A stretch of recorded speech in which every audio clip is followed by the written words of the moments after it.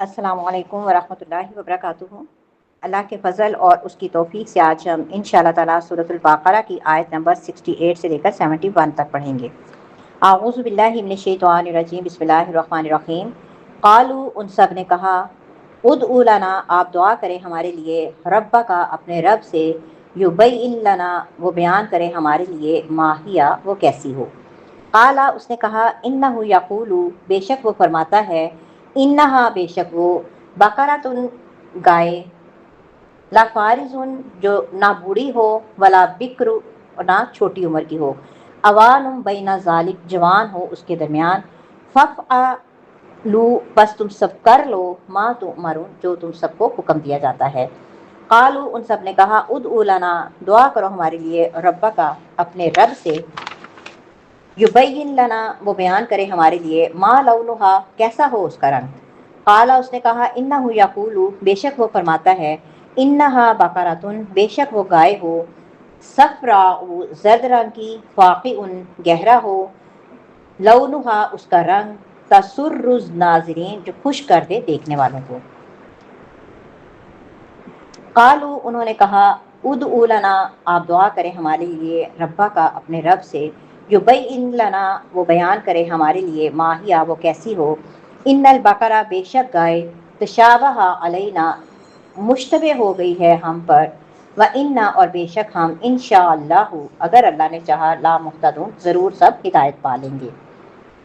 قالا، اس نے کہا، انہ یقول، بے شک وہ فرماتا ہے، انہا بقرۃ، بے شک وہ گائے، لا ذلول، نہ کام میں لگائی گئی ہو کہ، تثیر الارض، جوتتی ہو زمین، ولا تسقی، اور نہ پانی دیتی ہو، الحرث، کھیتی کو، مسلمات، صحیح سلامت ہو، لا شیۃ فیہا، نہ ہو کوئی داغ اس میں۔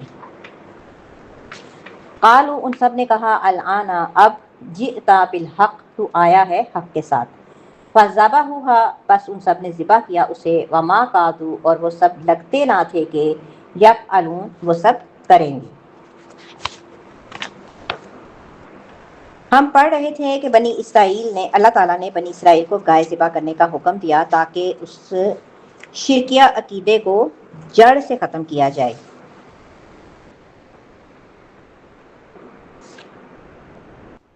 گائے جو ہے وہ مقدس نہیں ہے۔ اب بنی اسرائیل کسی بھی طرح یہ کام نہیں کرنا چاہتے تھے، تو اس وجہ سے انہوں نے طرح طرح کے سوالات کیے، تو مقصد یہی تھا کہ کسی طریقے سے ہماری جان چھوٹ آئے اور ہمیں یہ کام نہ کرنا پڑے۔ وہ بے جا سوال کر رہے تھے، جس سے ان کا مقصد یہ تھا کہ بے جا سوال کرنے سے جو ہے نا ان کا کسی نہ کسی طرح ان کی جان چھوٹ جائے۔ حالانکہ سورۃ المائدہ آیت نمبر 101 میں ہم پڑھیں گے انشاءاللہ تعالیٰ کہ اللہ تعالیٰ نے بہت زیادہ سوال کرنے سے ہمیں منع کیا اور فرمایا کہ اگر تمہارے ہر سوال کا تمہیں جواب نہیں لانا، تمہارے ہر سوال کے اوپر ہر بات کو واضح کیا گیا، تو پھر تمہیں برا لگے گا۔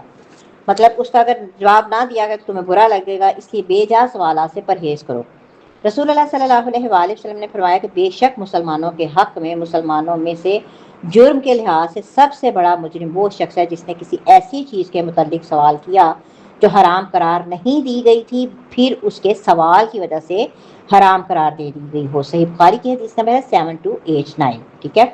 تو بے جا سوال کرنے کی ممانعت تھی، اس کے باوجود ان کا سوال کرنے کا مقصد یہ تھا کہ کسی طریقے سے ہماری اس کام سے جان چھوٹ جائے اور ہمیں یہ کام نہ کرنا پڑے۔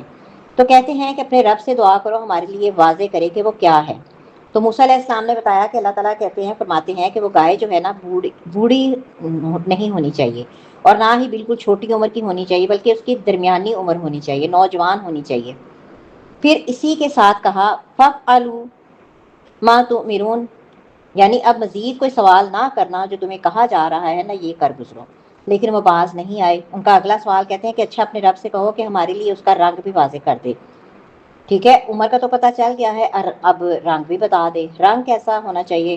تو جب وہ سوالات کرتے جا رہے تھے، اللہ تعالیٰ بھی پھر ان کے اوپر ویسی ہی ذمہ داری ڈالتے جا رہے تھے، یعنی جب وہ خود اپنے اوپر سختی کروا رہے تھے، پھر اللہ تعالیٰ ان کے اوپر سختی کر رہے تھے۔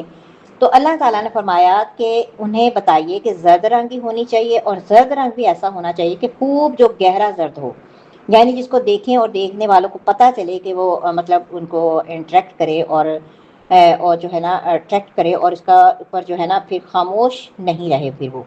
بتانے کے باوجود بھی پھر کہتے ہیں کہ اپنے رب سے کہو کہ ہمارے لیے واضح کرے کہ اس طرح کی تو زرد رنگ کی اور مطلب گہرے رنگ کی تو گائے بہت ساری ہیں، اب ہمیں سمجھ نہیں آ رہی کہ کون سی ہم نے لینی ہے۔ تو کہتے ہیں کہ اب اگر اللہ نے چاہا تو ہم ایسا کر لیں گے، یعنی ہم مطلب راہ پانے والے ہیں۔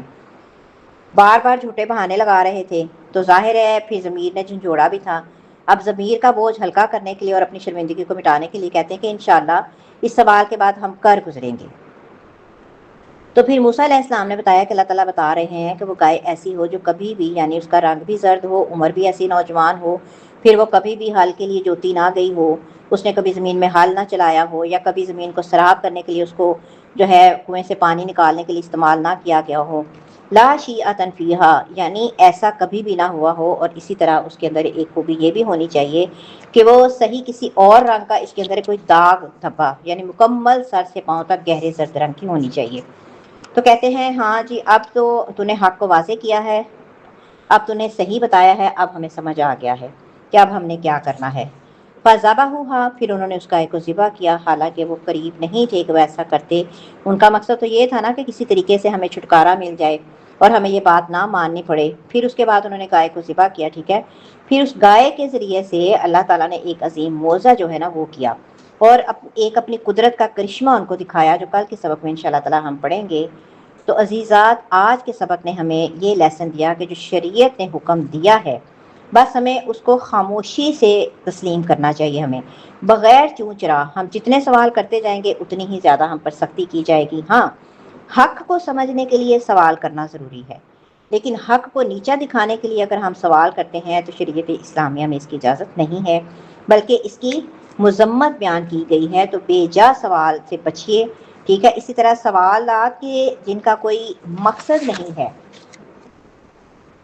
تو ایسے سوال کرنے سے ہمیں گریز کرنا چاہیے۔ تو اللہ تعالیٰ سے دعا ہے کہ اللہ تعالیٰ ہم سب کو دین نے حق کو سمجھنے کی اور اس پر عمل کرنے کی توفیق عطا فرمائے، آمین یا رب العالمین۔